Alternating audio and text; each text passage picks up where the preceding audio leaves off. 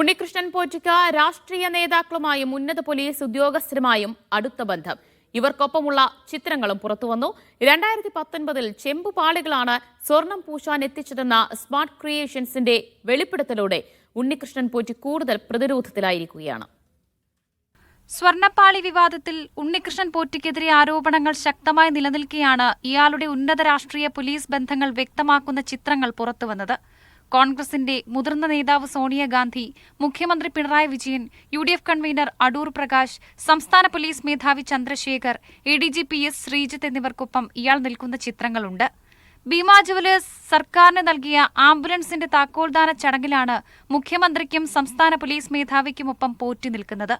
ഇതേ ചടങ്ങിന്റെ ഭാഗമായാണ് ADGP S ശ്രീജിത്തിനെയും നേരിൽ കണ്ടത്. മട്ടന്നൂർ ശങ്കരൻകുട്ടി മാരാരും ഭീമ ജുവലേഴ്സ് പ്രതിനിധികളും ഈ സമയം ഉണ്ണികൃഷ്ണൻ പോറ്റിക്കൊപ്പം ഉണ്ടായിരുന്നു. സ്വർണം പൂശാൻ കൊണ്ടുപോയ ദ്വാരപാലക ശില്പത്തിന്റെ പാളികൾ ചെമ്പായിരുന്നുവെന്ന വെളിപ്പെടുത്തലുമായി സ്മാർട്ട് ക്രിയേഷൻസ് രംഗത്തെത്തി. അവരടുത്ത് കൊണ്ടുവന്നിരിക്കുന്ന ആർട്ടിക്കിള് ഒരു കോപ്പർ ഷീറ്റ് കൊണ്ടുണ്ടാക്കിയ ദ്വാരപാലക വിഗ്രഹങ്ങളുടെ പുറത്ത് പതിപ്പിച്ച ക്ലാഡിങ്സ് ആണ്. അതിനകത്തൊന്നും ഗോൾഡ് പ്ലേറ്റഡ് ആയിരുന്നില്ല. ആരോപണങ്ങളിൽ കൂടുതൽ തെളിവുകൾ പുറത്തു വന്നെങ്കിലും ഇന്ന് മാധ്യമങ്ങളോട് പ്രതികരിക്കാൻ ഉണ്ണികൃഷ്ണൻ പോറ്റി തയ്യാറായില്ല. ദേവസ്വം വിജിലൻസിന് മുന്നിൽ കാര്യങ്ങൾ വ്യക്തമാക്കാമെന്ന നിലപാടിലാണ് ഉണ്ണികൃഷ്ണൻ പോറ്റി. മീഡിയ 1 തിരുവനന്തപുരം.